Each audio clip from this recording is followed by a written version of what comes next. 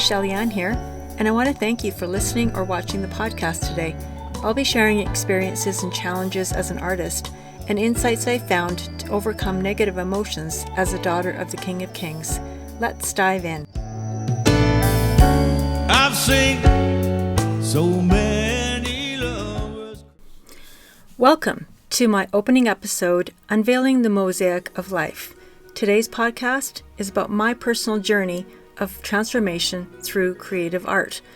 Join me as we explore the incredible power and creativity and how it can shape our lives. It all started when my roommate at Bible school saw me doodling on my notes and bought me a calligraphy Schaefer pen set. I bought a lettering workbook and speedball textbook to go with it, and for 4 years on my own, I was tracing and trying to figure out how to write with a broad edge tip. At the beginning, it was very difficult because I wanted to be perfect right away. I redefined the quote, "The pen is mightier than the sword," into "The pen is the sword," as I would stab my page for the sloppy letters I would make. Imagine me with ink-stained fingers and a determination, desperately trying to impress with my black lettering. I poured countless hours and years of hard work and practice into mastering several calligraphy styles. Later in life, I would ask my girlfriends what was their favorite verse or poem, color, and images that I would use to create a 22 by 30 inch calligraphy birthday gift for them. I would use various styles of calligraphy as well. I dreamed of lettering a menu, and Heaven's Gate restaurant in Bragg Creek approached me as I was in the Calligraphy Guild in Calgary. I loved doing that commission, and I continued to take classes, and soon I was teaching calligraphy as well. Later on, I took lessons in watercolor illustration, oil painting, and even ventured into the 3D realm of sculpture painting and any form of art that ignited my passion. I traveled to Pasadena, California, and Amsterdam to take workshops on how to make these sculpture flowers because no one else in Canada was doing it. I spent hours practicing and making hundreds of leaves and various flowers, petal by petal. Now I have 4 walls of murals of sculpture paste, roses, peonies, rosebuds, and dahlias. But as I honed my artistic skills, I also found myself in a quest for personal growth. See, growing up, I felt like my whole identity, what I loved doing, was shut down. So I took it personally and I felt inward rejection. It affected my whole view of myself and my value. And so then I attended self-esteem, assertiveness classes, codependency courses, inner healing classes, and I found guidance from numerous Bible studies and a year in a women's shelter. I started to understand the root causes of my struggles. Throughout my life, I journaled extensively because I loved lettering. I would make posters and notes and rotate them on my wall, hoping that one day I would break free from this wannabe feeling less than mentality. These reminders fueled my passion and propelled me forward. And as a little background of why I needed those courses, let's time travel back and I'll share a bit about my earlier days. I grew up in the small town of Medicine Hat, Alberta. My dad owned Jack Stereo and TV, and my mom was a stay-at-home mom.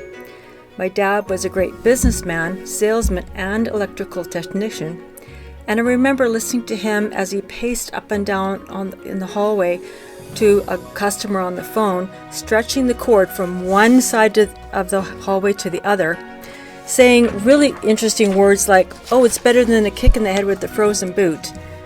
And it was fun, and I admired that about him.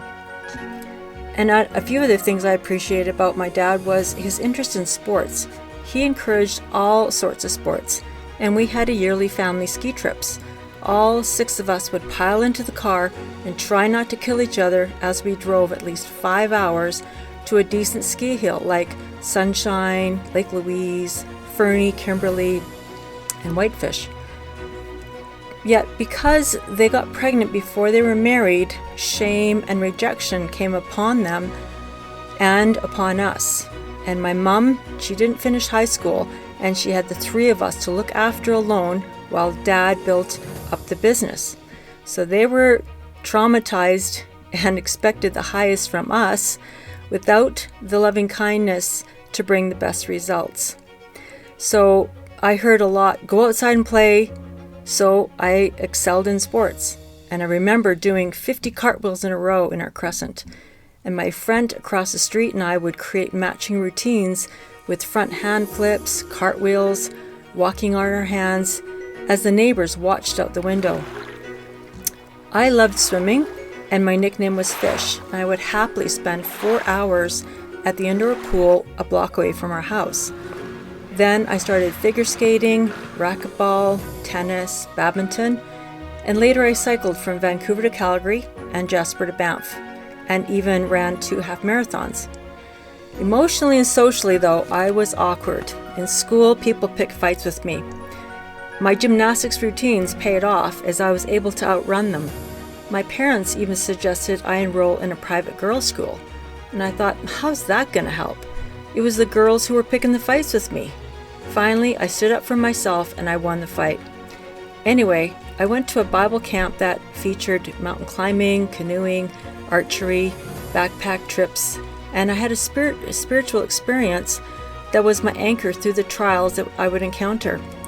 I asked people, what's different about you here? And they said they believed in Jesus. So I said, oh, I want to do that too. And I really didn't understand everything that meant at the time. And my parents didn't either, so I still had a struggle with my identity. 2 failed marriages and a year in a women's shelter was part of my journey of discovering who I am and what does God really say about me. So I set small goals in my art projects that helped me build confidence and experience.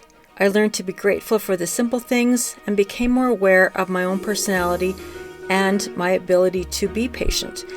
Each completed piece became a testament to my journey of self-discovery, maturity, and newfound self-esteem. But my transformative journey extended beyond the creation of artwork itself. One particular project that showcased my growth was the creation of a custom outdoor stained glass mosaic. This intricate process required me to research the design and make it my own. And as there's a stained glass studio in Calgary, I went there to buy sheets of glass, glass cutting tools, and a glass grinder. I learned quickly how to cut and shape them to fit each element of the underwater theme mosaic. Sometimes I would ask my son to help me to do the slice and dice of the sheets to make the individual glass tiles because I needed my strength to do the trimming and the clipping and other things. It was very taxing on my whole body. My neck and my back were tight. My hands and my wrists got tired from repeated hand cutting and stirring the thin set. And I had a tile setter friend who showed me how to speed up the process by making individual image tiles on the table inside the house. And when they were dry and cleaned up, I could attach them to the wall. So this required cutting fiberglass mesh, mixing thin set, using an X-Acto knife the next day to scrape off any excess thin set. Later, when the whole wall was finished and it was time to grout, I spent time taping over certain sections to protect them from the grout of the partnering one beside it. And I would mix the different colors for it as well. My arms got tired from grouting. My legs got tired from squatting down, working on the bottom sections of the mosaic. This was a reminder to me that in life, things can be very difficult and painful, but when you're being productive, it will have a beautiful result. I was fortunate to meet a wonderful man who it was and is my sweetheart and husband today, and he is so kind and patient and gracious. He never said a word about all the glass bowls and jars all around the living room and even on the kitchen table when I was working on the project. It was so incredible to have someone so supportive and caring, and he just praised me no matter what. And I'm grateful to have the gentleman in my life. He values me and protects me, and I feel my life has come full circle, and I want to share my story with you here. I thought it would be interesting to parallel my emotional journey with the 8 steps of making this life-size outdoor stained glass mosaic. So step 1 was, as I meticulously placed each glass tile onto a sheet of fiberglass mesh, I could relate the steps of this process to the struggles I faced in life. And step 2 is, just as I carefully selected the colors that match the image, I learned with the help of counselors to identify and address the areas of my life that needed healing and growth. Step 3. The act of pressing the glass pieces onto the trowel thin set mirrored having God the Creator as my foundation, with my determination to face the challenges head-on from a place of humility and gratitude to make progress in my personal journey. Step 4. As I carefully peeled off the MacTac, it symbolized me shedding the layers of self-doubt, lies that I believed, and insecurity that held me back. Step 5. Mixing fresh thinset and spreading it onto each of the smaller tile images and attaching them to the whole wall mosaic represented my ongoing commitment to new decisions, new directions, bigger goals, piece by piece. Step 6. Just as I mixed the complementary colors of grout to complete the mosaic, I learned to embrace the different aspects of my personality, my new identity, and relationship with God, creating a beautiful and harmonious whole. Step 7. The meticulous process of applying and wiping off the grout mirrored my willingness to confront and resolve any remaining issues in my life. And Step 8.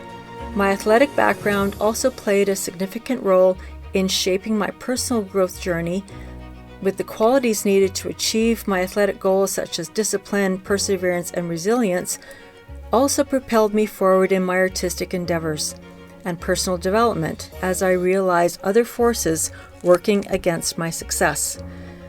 I am here to inspire you to break free from the limitations and create a masterpiece out of your life. Stay tuned for our next episode, where we'll delve deeper into the profound connection between art, athleticism, and personal development. Thank you for joining me today, and click the link below for my free Mosaic of Life toolkit.